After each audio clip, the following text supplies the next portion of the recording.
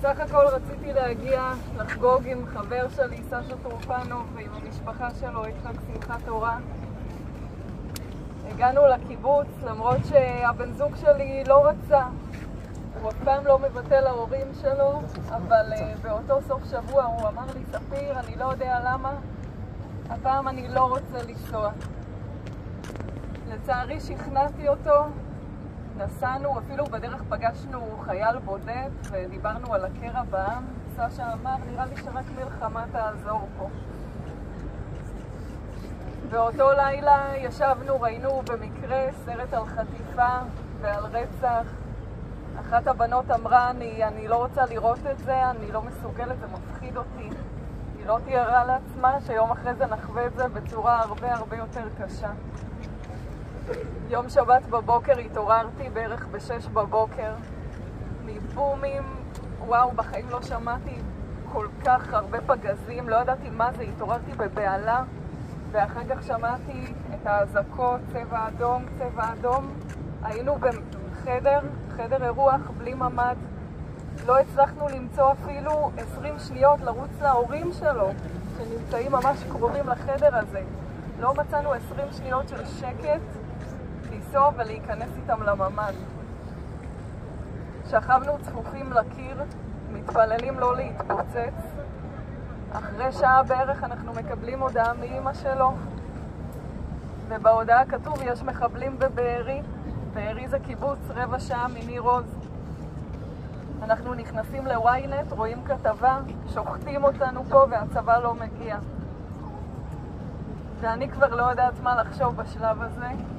אחרי 2 דקות קיבלנו עוד הודעה.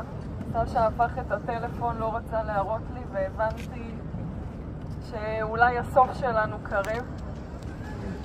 ואז התחלתי לשמוע על הוואקבר בקיבוץ.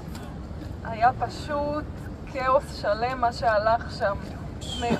מאות של מחבלים נכנסו וצרחו שם וטבחו באנשים, ואני שמעתי אנשים צורכים, אנשים שרוצחים אותם, והם שורפים דברים ומפוצצים, ואני פשוט הזעתי מרוב פחד.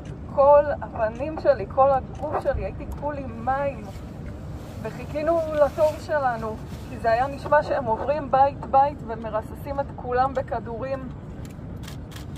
ואז תורנו הגיע, הם ירו בדלת, הצליחו לשבור אותה, נכנסו לבפנים, העיפו כל מה שנקרא בדרכם, פשוט העיפו. שמעתי את הבן זוג שלי צורח, אני הייתי מכוסה בשמיכה, לא רציתי לראות שום דבר. שמעתי אותו צורח, ואז הוציאו אותי משם, לקחו אותי מתוך השמיכה, הוציאו אותי, ראיתי אותו בחוץ עם הברכיים על הרצפה, ידיים מאחורי הגב, עם מחבלים חמושים סביבו, פנים מדממות, וזאת הפעם האחרונה שראיתי אותו. אותי העלו על אופנוע, לקחו אותי לעזה. כשהגעתי לעזה חיכו לי ברחובות מאות פראי אדם ברחובות. הרגשתי שאני בתוך חלום, אפילו לא ידעתי איך להגיב. אמרתי, אולי אם אני אהיה נחמדה הם יהיו נחמדים אליי בחזרה. הסתכלתי עליהם, עשיתי קצת שלום, בכל זאת כולם יצאו לראות אותי, וכולם באו להרביץ לי.